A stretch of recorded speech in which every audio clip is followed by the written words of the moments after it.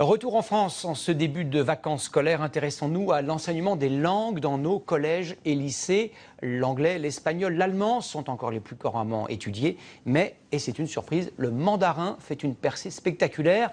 Il est parlé en Chine par près d'1 milliard d'êtres humains et il est enseigné de plus en plus fréquemment en France. Regardez ces chiffres, le nombre d'élèves apprenant le chinois a été multiplié par 13 en à peine 20 ans.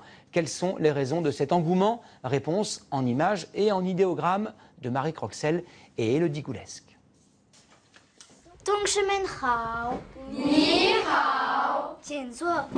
C'est leur petite révolution culturelle à eux. Depuis la classe de 6e l'an dernier, ces collégiens sont entrés dans l'univers si particulier du chinois. Et ici, petit frère. On n'a pas à écrire des lettres, des mots, c'est juste des signes, des symboles qui représentent le mot. Ils vont apprendre quelques caractères de base qu'ils doivent absolument connaître. Et on accepte maintenant qu'ils écrivent en pinyin, qui est la transcription des sons du chinois en alphabet latin. En chinois, beaucoup de vocabulaire, mais ni conjugaison, ni accord à mémoriser. Un rêve pour tous les réfractaires à la grammaire. Le plus difficile, c'est de parler, parce qu'écrire, si on apprend les caractères, c'est facile. Et par contre, parler, c'est difficile de faire les tons. Quoi, c'est le pays, et quoi, c'est le fruit. Mai, c'est acheter, et mai, c'est vendre. 4 heures de chinois et 4 heures d'anglais par semaine. L'audace de ce collège du 11e arrondissement classé en zone d'éducation prioritaire à payer. Sa section bilingue doit même refuser du monde.